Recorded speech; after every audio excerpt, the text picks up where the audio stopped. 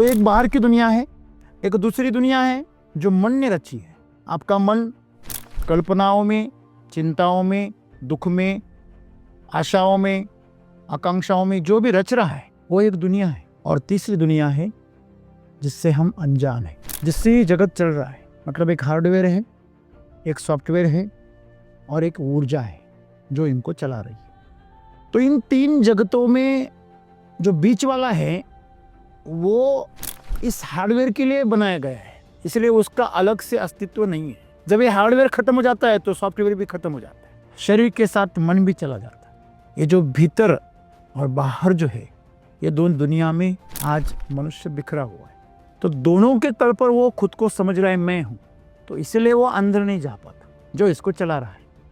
आप कौन हो जो इन दोनों को चला रहा है? तो सदगुरु कहते हैं कि आप हर चीज के लिए समाधान ढूंढ रहे हैं। आपके पास में जो समस्या है, जो आप चुनौतियां हैं, आप उसके लिए समाधान ढूंढते हैं। हर चीज का समाधान आपको इस दुनिया में मिल जाता है, लेकिन वो सांसारिक चीजें हैं।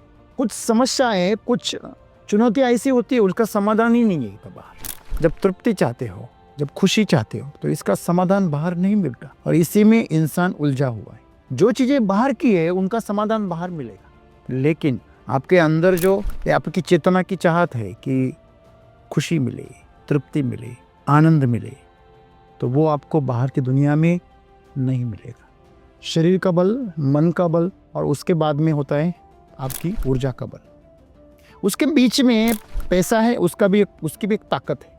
सत्ता का एक बल है, प्रतिष्ठा का भी एक बल होता है। लेकिन इन सभी ताकतों से आप हर वो चीज का समाधान नहीं निकाल सकते जो आपको समस्या आती। एक दौर ऐसा आ जाता है कि सब कुछ होने के बावजूद तृप्ति नहीं मिलती, आनंद नहीं मिलता, तो फ्रस्ट्रेशन आ जाता है। जब आप अंतिम पड़ाव पर चले जाते हैं और वहां जाकर आपको अगर फ्रस्ट्रेशन मिले तो ये जीते जी मरने जैसा है। जो आनंद है वो अपने भीतर है। अगर आज समझदारी की बात करें तो सदगुरु कह रहे कि आप भीतर मुड़ना चाहिए। बाहर की दुनिया में आप ढूंढ रहे, वहां वो है ही। आपको बाहर की दुनिया में खुशी कभी नहीं मिलेगी, वह तृप्ति आप जो ढूंढ रहे वो नहीं मिलेगी। सदगुरु कह रहे आप अंदर मुड़ो। अगर भीतर मुड़ोगे तो आपको ऐसा स्थान मिलेगा जहां आपको हर चीज का समाधान मिलेगा। तो आपके ठीक भीतर आपका आनंद छिपा है, आपके ठीक भीतर हर चीज का समाधान छिपा हुआ है। हम उसे ढूंढ कर आ रहे हैं बाहर। समस्या बाहर अंदर की नहीं है, समस्या कहाँ है इसकी है। असल में आपकी खुशी आपके अंदर है और वो आपको खुशी ही हो, लेकिन आपको बाहर की दुनिया ने सिखाया आपको फलाना मिलेगा तो आप खुश हो जाएंगे, ढिमका मिलेगा तो खुश हो जाएंगे, ऐसे हालात हो जाएंगे तो अच्छा हो जाएगा। वैसे ऐसा नहीं है। अंदर मुड़ने के मार्ग कौन से हैं? इंद्रियों के पीछे मत दौड़ो। जब भी आपकी इंद्रियों को कुछ अनुभव नहीं मिलता तो इंद्रियां मुश्किल में आ जाती। जो इंद्रियों का जो भोग है वो भी ऐसा करो जिससे उत्तेजना ना पैदा। आपने देखा है कि भगवान श्री कृष्ण ने वो 7 घोड़ों के रथ पे वो सवार है, बराबर है, वो इंद्रिया है। वो घोड़े जो है वो इंद्रिया है, उनकी लगाम अपने हाथ में रखी है बुद्धि ने, मन ने, बराबर, जागरूकता है। जरूरत है, घोड़ों की जरूरत है क्योंकि रथ को लेके जाना है, लेकिन वो अपनी मर्जी से दौड़नी चाहिए। दूसरा, अंदर मुड़ना है, सात्विक आहार लो, सत्संग करो, आप सदाचरण करो। जो भी चीज आपको उत्साहित कर रही है, उकसा रही है, उन चीजों से बचो। कुछ भी घटना घटे आपके जीवन में, कुछ भी घटे, दुख की हो, यातनाओं की हो, खुशी की हो, कुछ भी हो, अंदर मुड़ो और खुद को देखो कि मैं कैसा महसूस कर रहा हूं, मेरे अंदर ये विचार कहाँ से आ रहे हैं, मेरे अंदर ये भावनाएं कहाँ से उठ रही। तो ये जगह आपको एक बार पता चल गई तो आपके जीवन की पूरी समस्याएं खत्म हो जाएगी। अपने अंदर जो मुड़ना होता है, वह अंदर से जो बीज है आपका, वो कब अंकुरित होगा? जब आप उसको माहौल दोगे। और फिर ये आश्रम, ये तीर्थ क्षेत्र, ये उपवास, ये कीर्तन, ये भजन, ये साधना, जब उसको क्या देती है? सिर्फ माहौल दे कि आपको जीवन में जो समाधान ढूंढ रहे वो आपको कोई नहीं दे सकता। ठीक है, आप सलाह ले सकते हैं, लेकिन आपके जीवन के असली समाधान आपको अंदर से मिलेंगे जो आपका जीवन तृप्त और आनंदमय करेंगे।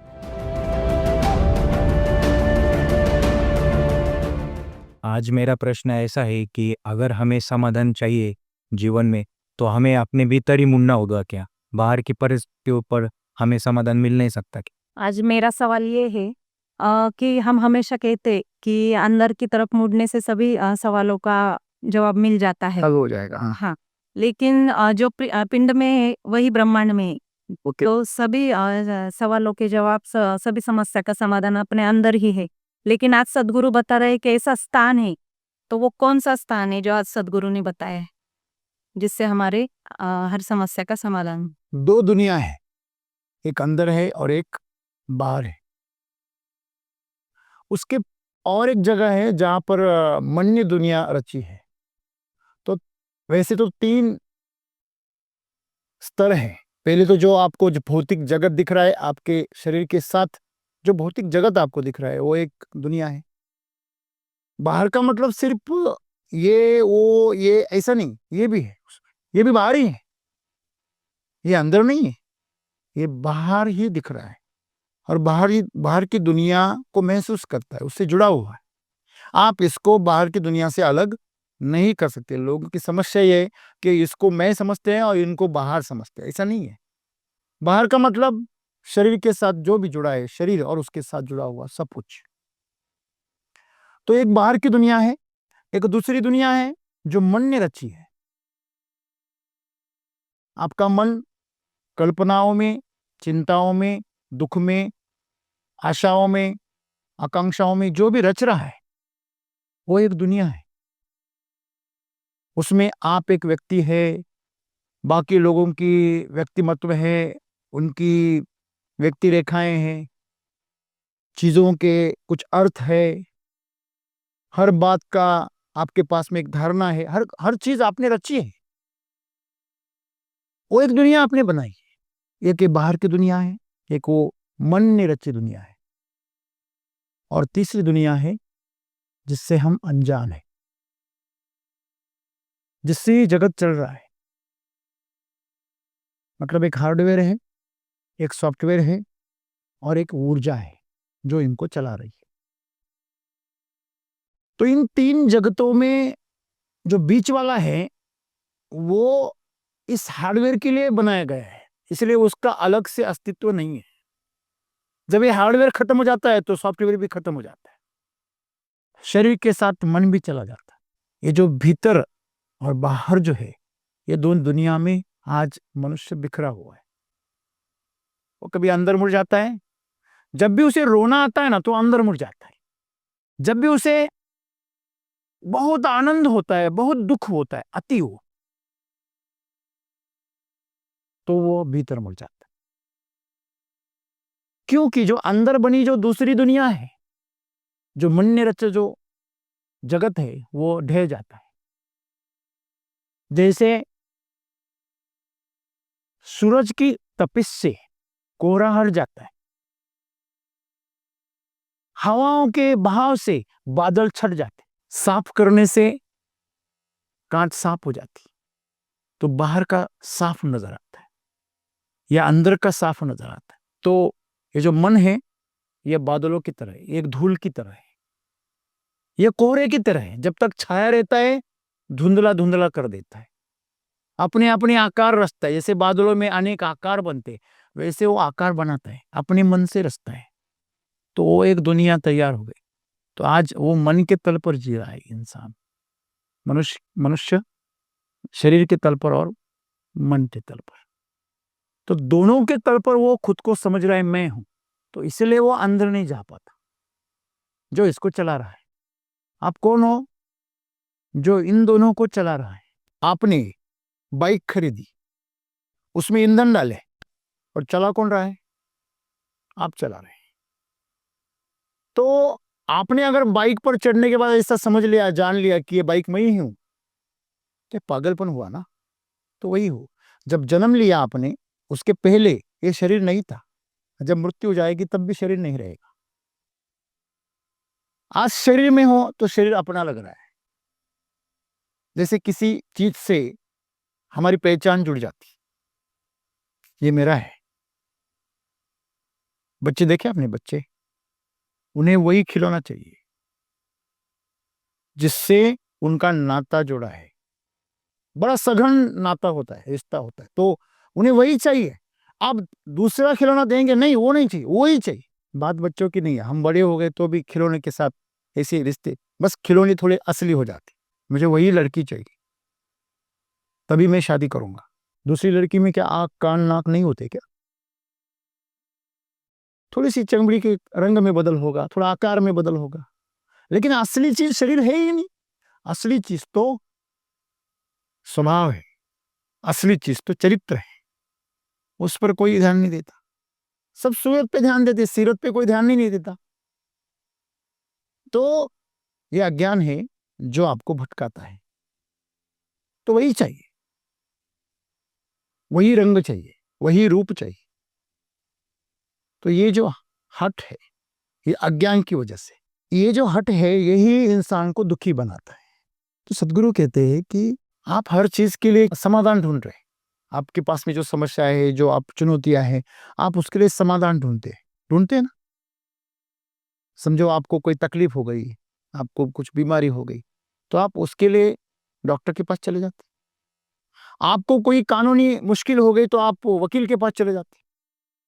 आपको घर तैयार करना है, इंजीनियर को ढूंढते, आप आर्किटेक्चर को ढूंढते। आपको अगर कुछ कला सीखनी है तो आप कलाकार को ढूंढते।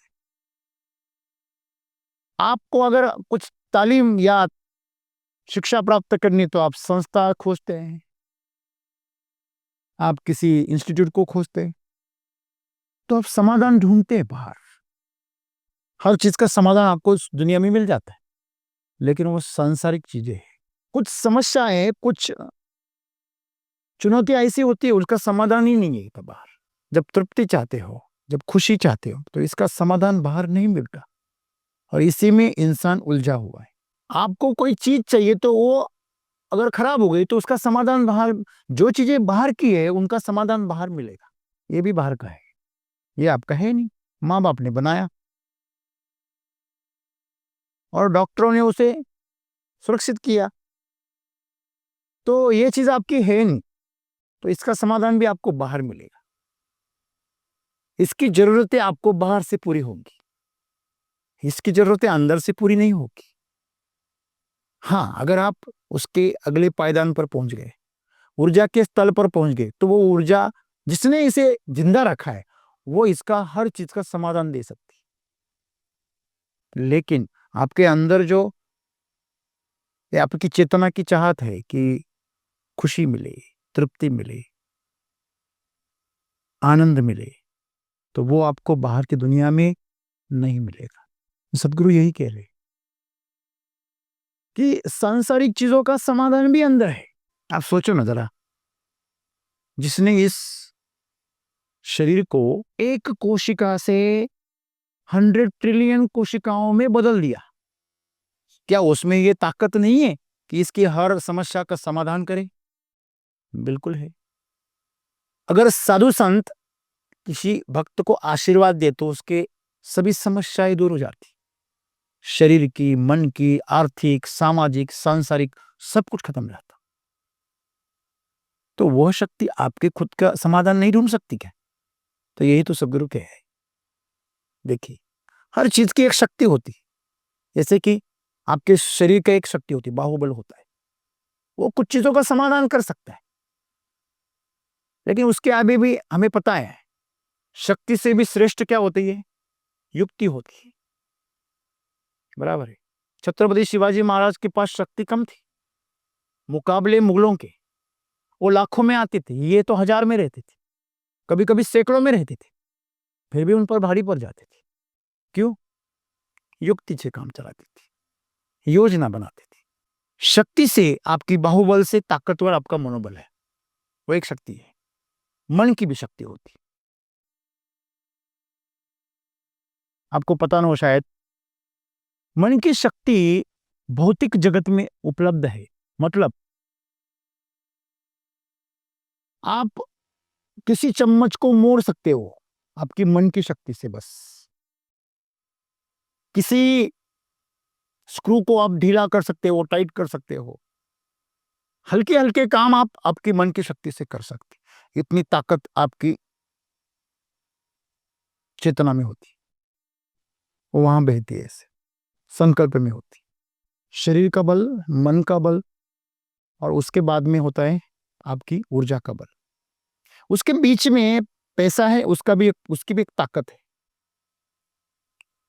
पैसे की भी ताकत है, लोग कहते हैं। हम खरीद लूंगा। बोल तेरी क्या कीमत है। मैं वही बोला, बाहुबल है, मनोबल है, बुद्धि का बल, और फिर पैसे का बल है, सत्ता का एक बल है, प्रतिष्ठा का भी एक बल होता है। आपकी प्रतिष्ठा जितनी बड़ी होती है उसकी एक ताकत होती है। लेकिन इन सभी ताकतों से आप हर वो चीज का समाधान नहीं निकाल सकते जो आपको समस्या आती है। इसीलिए एक दौर ऐसा आ जाता है कि शरीर में ताकत है, मन बहुत ही स्वस्थ है, स्ट्रांग है, मजबूत है, और पैसा भी भरपूर है, प्रतिष्ठा भी है, सत्ता भी है। सब कुछ होने के बावजूद तृप्ति नहीं मिलती, आनंद नहीं मिलता, तो फ्रस्ट्रेशन आ जाता है। इतना भाग दौड़ करके मैं यहां पहुंचा, सबको पीछे छोड़ दिया, लेकिन जो ढूंढने आया उसका कोई आता पता नहीं।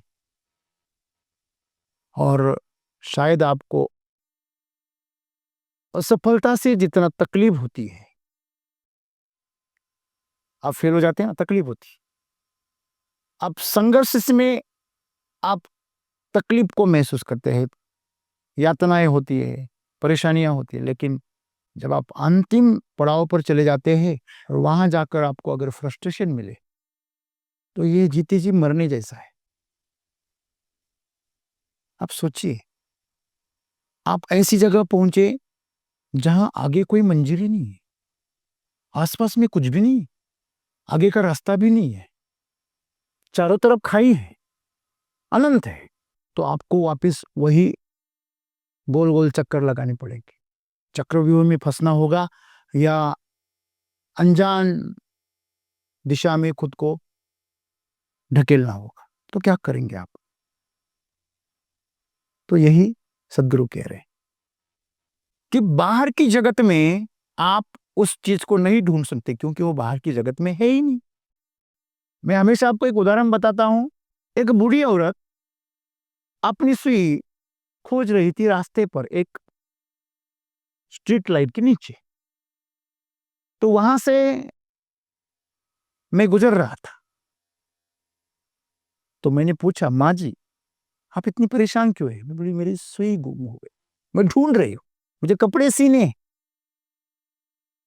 मैं बोला, कहाँ आपकी सुई, मुझे बताइए कहाँ गुम हो गई? वो बोले, वो तो घर में गुम गई है।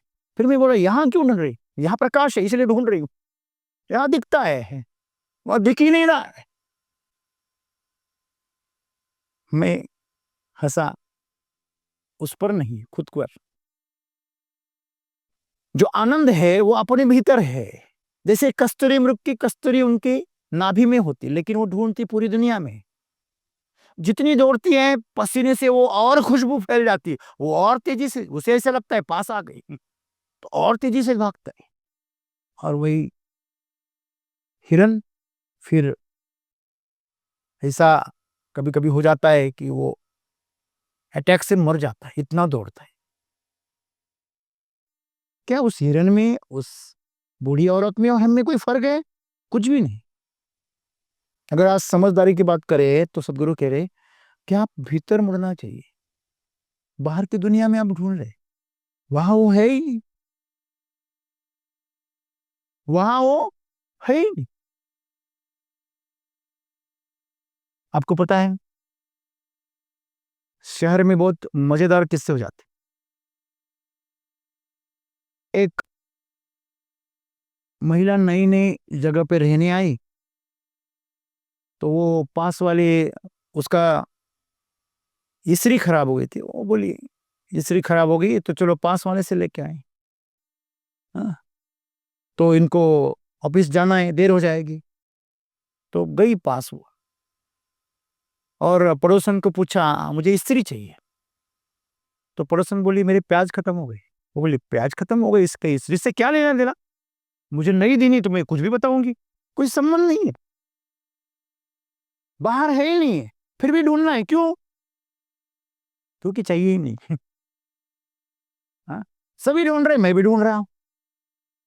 मेरे माँ बाप ने ढूंढा, मेरे दादा दादी ने ढूंढा, मेरे नाना नानी, मेरे मामा मामी, सारी दुनिया, मेरे दोस्त, सब सब कुछ, सभी लोग तो ढूंढ रहे हैं, मैं भी ढूंढ रहा हूँ।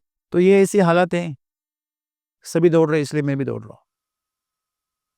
आगे वालों को पूछो क्यों दौड़ रहा है, वो पीछे वाले दौड़, पीछे वाले को पूछो क्यों दौड़ रहा है, वो आगे वाला दौड़ रहा है, एक दूसरे को ठग रहे हैं बस। यही जिंदगी हो गई आजकल। खुशी वहां नहीं है जहां आप उसे ढूंढ रहे। जब बच्चा होता है ना छोटा, तो वो सोचता है बड़ों को देखकर, अरे ये कितना रोब जमाते हैं, हाँ हमें पीटते हैं, हमें हमारी मनमानी नहीं करने देते, जल्दी बड़ा होना है। बड़े होने के बाद फिर स्कूल पढ़ो, ये करो, कॉलेज करो, टीचर लोगों को ये सहो वो सहो, फिर टीचर हो जाता है, टीचर को मारता है, हाँ। फिर टीचर को पता चलता है कि उसका भी बाप होता है ऊपर, तू लेट आ गया, तेरा पगार कट। बोले ये क्या झंझट है, बच्चा था कम से कम खेल तो सकता था, लेट आया तो एक छड़ी से काम हो जाता था, या तो पगार ही कट होगी, यहाँ तो बेइज्जती हो गई, डांट खानी पड़ी, तो अच्छा नहीं है। फिर उसमें थोड़ा बूढ़ा हो जाएंगे तो थोड़ा रोब जमाएंगे, तो बूढ़े हो गए तो बीमारियां शुरू हो गई। बोले ये क्या मुसीबत है, अभी मैंने पैसा कमाया इतना सारा, अभी मैं जो भी चाहे वो खरीद सकता हूँ, खा सकता हूँ, तो डायबिटीज हो गया। अगर मैं गाड़ी चला सकता हूँ, अभी मौज कर सकता हूँ, तो पैरालिसिस हो गया। कोई भी उम्र में ऐसा नहीं है कि आप उसमें आपको क्या मिलेगा, तृप्ति मिलेगी। तो शरीर जो है वो कभी तृप्त नहीं होता, आपको बाहर की दुनिया में खुशी कभी नहीं मिलेगी, वह तृप्ति आप जो ढूंढ रहे वो नहीं मिलेगी। हाँ, सदगुरु कह रहे आप अंदर मुड़ो, अगर भीतर मुड़ोगे तो आपको ऐसा स्थान मिलेगा जहां आपको हर चीज का समाधान मिलेगा, आपकी सभी परेशानियां खत्म। मुझे वो लड़की की वो जो कहानी है वो बहुत पसंद आती है। एक इंजीनियर था और वो अपना ऑनलाइन काम कर रहा था घर से, तो वो रविवार के दिन भी काम कर रहा था। तो बच्ची थी, चिढ़ गई, बोली पापा आप किसके लिए कमा रहे हो। पापा बोले बेटा तुम्हारे लिए कमा रहा हूं। आप मेरे लिए कमा रहे हैं, मुझे आपका पैसा नहीं चाहिए। वो गई भाग के और बोले आपका 1 घंटे का कितना पैसा होता है। बोले आपको पगार कितनी है, फिर 1 दिन का कितना होता है, फिर 1 घंटे का कितना होता है। पापा बोले 1 घंटे में मुझे 1,000 रुपये मिलता है।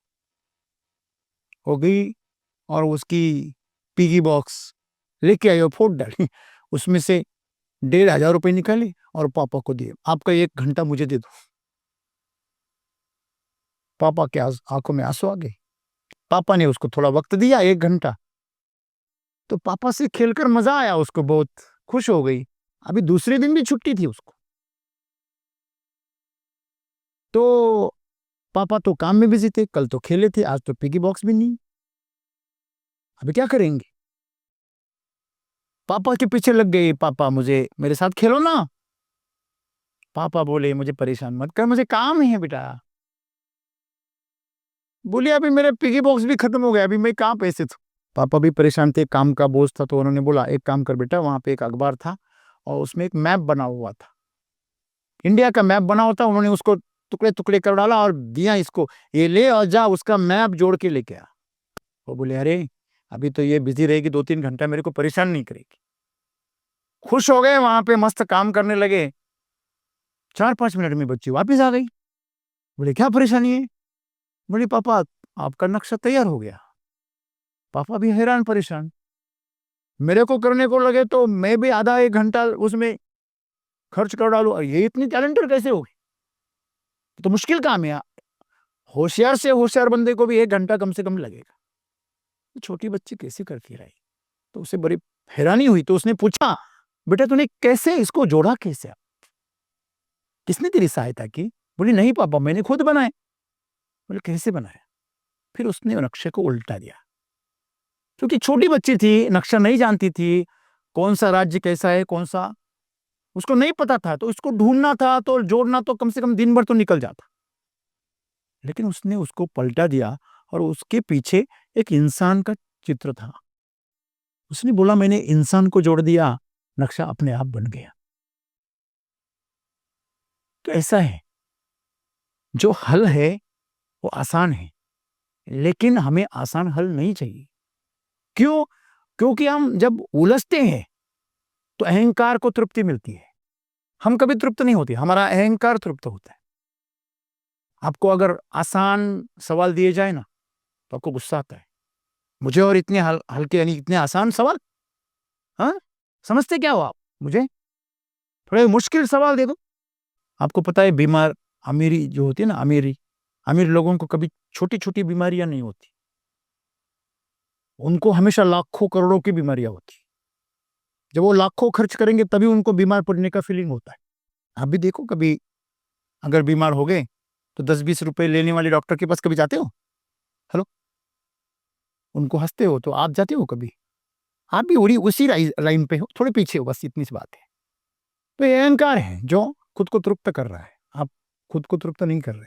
तो बाहर की जगत में अहंकार तृप्त होता है, ये करने से, वो करने से, वो सफल होने से, असफल होने से, जो भी है अहंकार को दुख होता है, अहंकार को तृप्ति मिलती है, आपको कुछ नहीं मिलता। अहंकार मतलब आपने जो बाउंड्री बनाई, एक कंपाउंड बनाया, आपने जो एक सुरक्षा कवच बनाया, वही सिर्फ तृप्त होता है, आप अंदर तृप्त नहीं होते। गवर्नमेंट की सब अनुदान आते हैं, लेकिन वो बाउंड्री खा जाती, अंदर आता ही नहीं। ठीक वैसी बात है, यहाँ रिसेप्शन बैठा है ना, तो बाहर से कुछ भी आ गया नहीं, यही खा जाता, ऐसा हो जाती बात।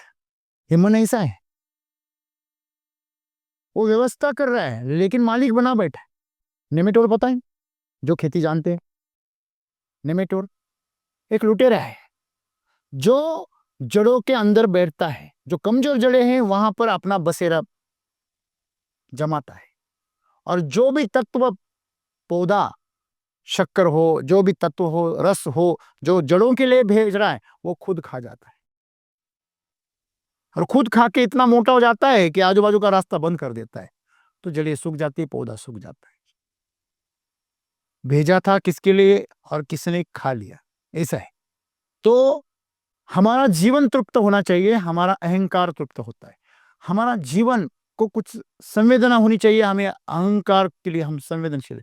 आपको पता है आपका जीवन संवेदनशील नहीं है, हमारा हमारा अहंकार संवेदनशील है। आपको अगर किसी ने गाली दी तो आपको तुरंत गुस्सा आ जाता है, क्योंकि आपका अहंकार चिढ़ जाता है। आप ये नहीं सोचते कि इससे मेरा मन शांति भंग हो जाएगी, मुझे कुछ लेना देना है ही नहीं उस गाली से। मुझे गाली दी, मुझे, हाँ तुझे मजा चखाता हूं, थोड़ा रुक। तो ये जो चीज है, ये चीज आपके अंदर से अहंकार से उठती है। तो यही सदगुरु कह रहे कि आपके अंदर ही अहंकार है। अब जब अंदर मुड़ेंगे पहला आपका दर्शन अहंकार का होगा, उसके परे जाना है, आपको स्थान ढूंढना है। तो वो कहाँ है? वो अंदर जब आप मुड़ेंगे। मुझे एक बात बताइए, जब आप किसी चीज की तरफ पीठ करते हो तो वह चीज आपको कब मिलेंगी? आप समझो मंदिर खोज रहे हो, और बिल्कुल आपके पीठ पीछे क्या है? मंदिर है, अंधेरा छाया हुआ है।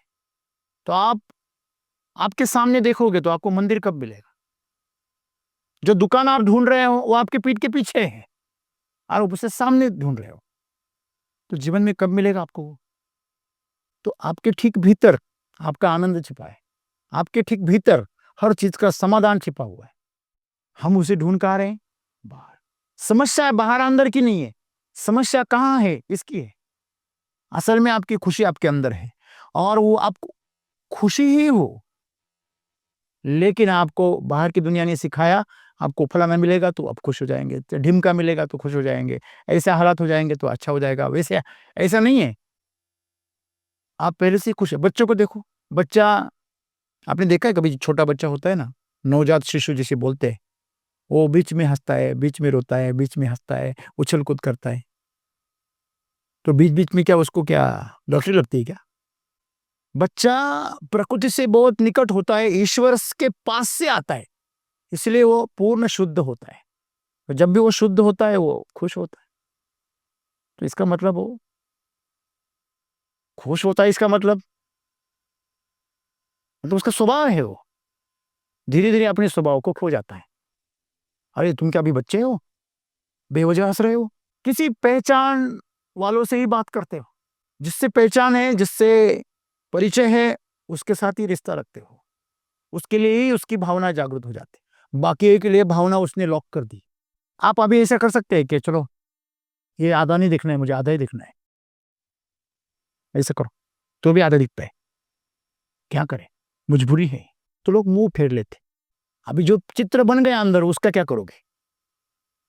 वो तो डिलीट नहीं होता, जितना जितना डिलीट करने जाओ उतना स्ट्रांग हो जाता है। तो समस्या ये है कि हमें लड़ना है ही नहीं, स्वीकार लेना है। तो सदगुरु कह रहे हैं कि आप अंदर मुड़ो। अंदर मुड़ने के मार्ग कौन से हैं? इंद्रियों के पीछे मत दौड़ो। इंद्रिया आपको जो कह रही है, ये देखो, ये सुंदर दिख रहा है, ये बहुत मस्त है, इंद्रिया करिए, ये बहुत मतलब इसका स्वाद बहुत बढ़िया है, देखो ना कैसी सुगंध आ रही है, जाओ जाओ देखो देखो क्या है क्या है, अरे ये कितना सुंदर संगीत है, इसके साथ जुड़ो, ये कहाँ से आ रहा है, कहाँ से, कौन सा गाना है, कौन बजा रहा है, अरे ये कितना सुंदर मुलायम स्पर्श है, रस रूप गंध स्पर्श जो होता है ना, और स्वाद, इनके पीछे हमारी इंद्रिया भागती है। तो उनको भागने से रोको। कैसे रोक सकते हो? आपके 83% ऊर्जा आपके आंखों से बाहर पड़ती। इसलिए हमेशा ध्यान ही देखना। जो साधु होते, संत होते, हमेशा आंखें बंद कर देते, जब एकांत में होते आंखें बंद कर देते, और एकांत ही पसंद करते, क्योंकि एकांत में इंद्रियां शांत हो जाती।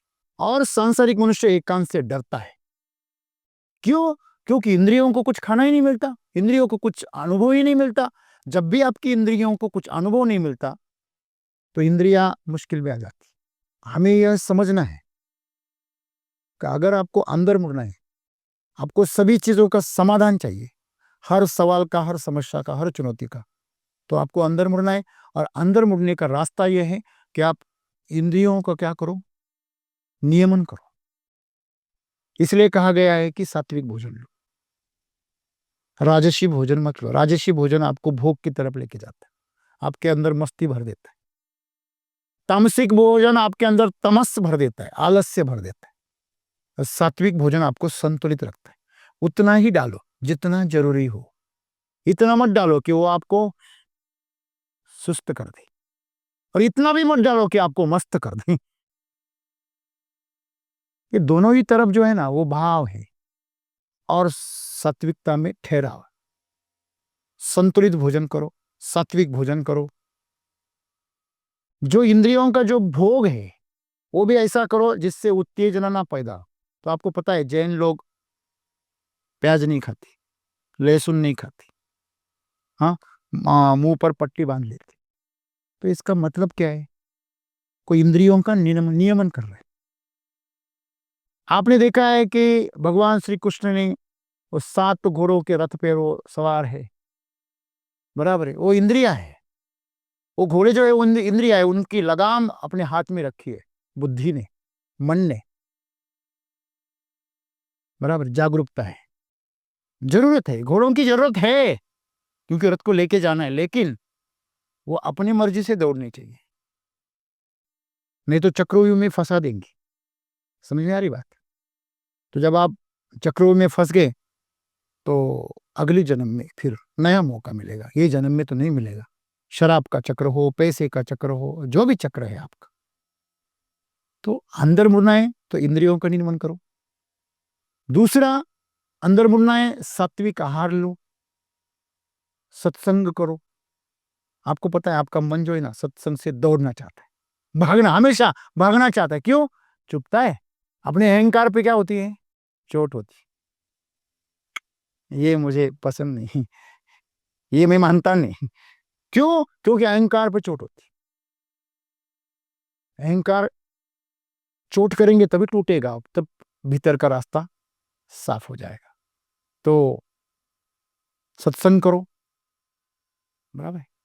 दूसरा, आप सदाचरण करो, हमेशा सत्य के बारे में सोचो और सद्गुणों के साथ आचरण करो। जो भी चीज आपको उत्साहित कर रही है, उकसा रही है, उन चीजों से बचो। जो आप चीज को आपको मोहित कर रही है, आपको बेसुध कर रही है, उन चीजों से बचो जो आपके अंदर तमस पैदा करते हैं। ऐसी सभी खाने से, लोगों से, विचारों से सबसे हटो, तो आपको भीतर मुड़ने का रास्ता साफ हो जाएगा। और ये कोई एक पल में, एक घंटे में, एक दिन में होने वाली चीज नहीं है, क्योंकि आपने न जाने कितने जन्म बाहर दौड़ने का अभ्यास किया है। तो बिल्कुल मुड़ना है, बस मुड़ना है, इतनी सी बात है, इतनी सी जगह है। फिर भी आपको बहुत मुश्किल होगी, क्योंकि आदत लग गई है, शरीर को, मन को, भावनाओं को आदत लग गई बाहर मुड़ने की, बाहर ढूंढने की। तो अंदर मुड़ो। अंदर मुड़ने के लिए आपको अभ्यास करना पड़ेगा, खुद को सौंपना पड़ेगा, स्वार्थ को नष्ट करना पड़ेगा। तो ऐसे कर्म करो जिसमें कोई स्वार्थ नहीं, बस खुशी के लिए करो, तो आपको ऐसा स्थान मिलेगा जहां आपको हर चीज का समाधान मिलेगा। मैं आपको बता दूं कि आपका जन्म कहां से हुआ, या अगर मैं आपको पूछूं तो क्या आप बता सकते हैं? हाँ, माँ की कोख से हुआ, लेकिन वहां आप आए कहां से? ठीक, एक अंड और एक शुक्राणु, इनसे आए, लेकिन उनमें प्राण कहां से आए पता नहीं। पहले 2-3 हफ्ते तो प्राण होते ही नहीं, उस फिटस में कुछ नहीं होता, सिर्फ एक मांस का गोला होता है।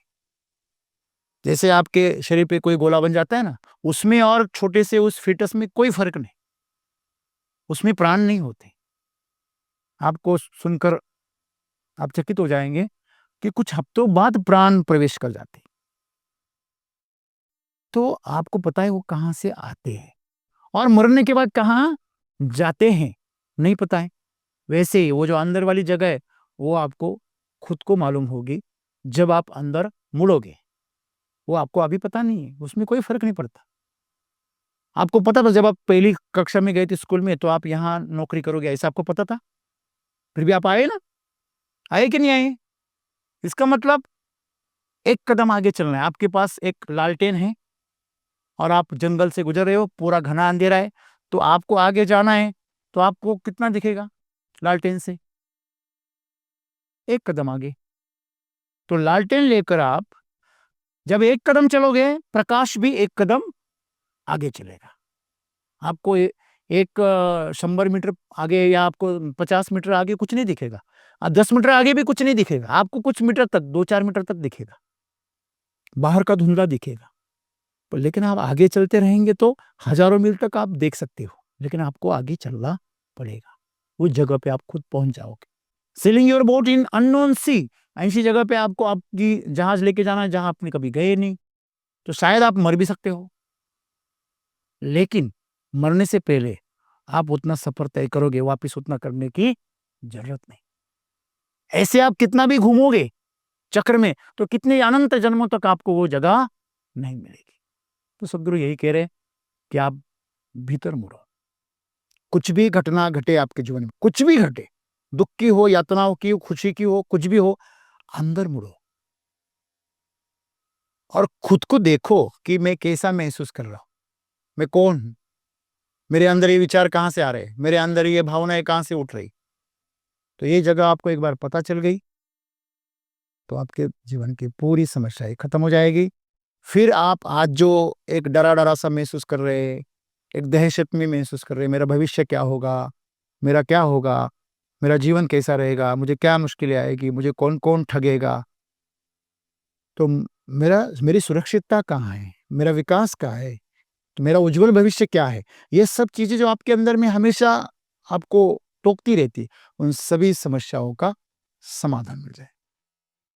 बाहर की दुनिया में आप ज्योतिष के पास चले जाना, आपको लोगों को लगता है नहीं ज्योतिष मुझे बता देगा मेरा भविष्य, बराबर। एक आदमी गया ज्योतिष के पास, उसने पूछा साहब मेरा भविष्य देखना। उसने भविष्य देख लिया इसका और बोला हाँ तू एक लॉटरी का टिकट खरीद, तुझे लॉटरी लग जाएगी। और बहुत बढ़िया, चलो अभी मेरी फीस दे दो। उसने बोला मैं आपकी फीस देने वाला है ही नहीं। बोले क्यों? मैं आपको खुद का भविष्य पता नहीं है। बोले कैसे पता नहीं है? मैं आपको फोकट में सलाह पूछने वाला था, ये आपको पता है क्या? जिसको खुद का पता नहीं वो आपका देख रहा है। भविष्य गलत है सही है वो एक शास्त्र है, बात ठीक है, वो एक शास्त्र है, लेकिन फिर भी जो खुद की नहीं जान सकता, कुछ कुछ हद तक वो जान सकता है। देखो, जो टावर में पहुंच गया है वो देख सकता है, लेकिन उसका भी एक सीमा है। हाँ, कुछ जानता है, वो थोड़ा बहुत जानता है, इससे कोई बड़ी बात नहीं हो जाती। धीरेन्द्र शास्त्री भी लिख देते आपकी चिट्ठी पूरी, लेकिन वो भी कुछ हद तक जानते हैं, उसके आगे नहीं। जो भी हल ढूंढ रहे हैं आज, वो हल आपको मिलने के लिए जो रास्ता है उसका मार्गदर्शन मिलेगा आपको, लेकिन चलना आपको है। समस्या ये है कि हमें हर चीज चाहिए, लेकिन उसके लिए प्रयास दूसरा करे। ये अकेले ऐसी जगह है जहां आपके लिए कोई प्रयास नहीं कर सकता, इसलिए परेशानी। हाँ, फिर ये सत्संग, फिर ये प्रवचन, फिर ये कीर्तन, ये भजन, ये धार्मिक उत्सव, ये यात्राएं, ये किस लिए है? ये सिर्फ माहौल बनाएगी, ये सिर्फ माहौल बनाएगी। माहौल बनाना भी जरूरी है। कोई बीज पड़े पड़े अंकुरित हो जाता है, पड़े पड़े। और किसी बीज को जमीन चाहिए, किसी बीज को वातावरण चाहिए, तभी वो खिलता है। आपको पता है, मिर्च होती है ना, मिर्च, मिर्च की बीज से अंकुर निकालना बहुत ही मुश्किल बात होती है। मिर्च ऐसे बीज है जो आमतौर पर उगते नहीं, तो उसे एक नियंत्रित वातावरण देना पड़ता है, तभी वो उग जाते हैं। चाइनीज बाम्बू नाम का एक ट्री है जो 2.5 साल तक अंकुरित ही नहीं होता, 2.5 साल बाद वो अंकुरित हो जाता है। आपको बताएं कि चना है, सरसों है, ये बीज ऐसे होते हैं, वो साल भर जमीन में पड़े रहते। जब माहौल आ जाता है, जब हंगामा आ जाता है रब्बी का, तब वो उग जाते हैं अपने आप। मतलब वो पानी से नहीं उगते, वो पानी देने से नहीं उगते, वो जमीन देने से भी नहीं उगते, वो माहौल से उगते हैं, मौसम से उगते हैं। वैसे ये जो अपने अंदर जो मुड़ना होता है, वो अंदर से जो बीज है आपका, वो कब अंकुरित होगा? जब आप उसको माहौल दोगे। और फिर ये आश्रम, ये तीर्थ क्षेत्र, ये उपवास, ये कीर्तन, ये भजन, ये साधना, जब उसको क्या देती है? सिर्फ माहौल देती है। इसका भी महत्व है, लेकिन उसमें जाकर भी आप अगर बाहर ही ढूंढ रहे, हाँ, सदगुरु अभी कह रहे हैं, लोग कुंभ में जा रहे हैं तो नागा साधुओं को देख रहे, उनके साथ सेल्फी निकाल रहे। अरे पागल, उनके जीवन से कुछ ले, उनकी ऊर्जा से, उनसे तो तेरी ऊर्जा जला, तो उनकी ऊर्जा से तेरा शरीर को ही तृप्त कर रहा है। इससे बड़ा पागलपन क्या हो सकता है? लोग अभी तीर्थ में जाते हैं, वहां भी बोलते नहीं, इसका कीर्तन अच्छा हुआ, इसका कीर्तन बढ़िया नहीं हुआ, अगली बार इसका रखो, इसका भोजन अच्छा था, इसका रखो, उसका मत रखो। भगवान के पास जा रहे, फिर भी वहां खाना ढूंढ रहे, वहां मनोरंजन ढूंढ रहे। भगवान के पास जाना है, सिर्फ भगवान की चाह रखो, हर चीज में, हर इंसान में भगवान को देखो। वे कैसे देखे? राम राम तो भूल गए। हाँ, अभी तो हेलो आ गई, हाय हेलो। ये मुसीबत है कि हमने उसके अंदर के तत्व को खो दिया है। हमारा जो भटका वो इसलिए हो रहा है क्योंकि समाधान अंदर है, लेकिन उसको ढूंढने के लिए जो साधना चाहिए वो नहीं है हमारे पास, जो नियंत्रण चाहिए वो नहीं है, वो संकल्प चाहिए वो नहीं। ये सब चीजें आपको सहायक बन सकती है अगर आपको जाना है, बराबर है। आपको उस तरफ जाना है तो ये सब चीजें सहायक बन सकती है, वरना ये आपके लिए एक मुसीबत बन जाएगी। और वही हो रहा कि आपको जीवन में जो समाधान ढूंढ रहे वो आपको कोई नहीं दे सकता। ठीक है, आप सलाह ले सकते हैं, लेकिन आपके जीवन के असली समाधान आपको अंदर से मिलेंगे, जो आपका जीवन तृप्त और आनंदमय करेंगे। धन्यवाद।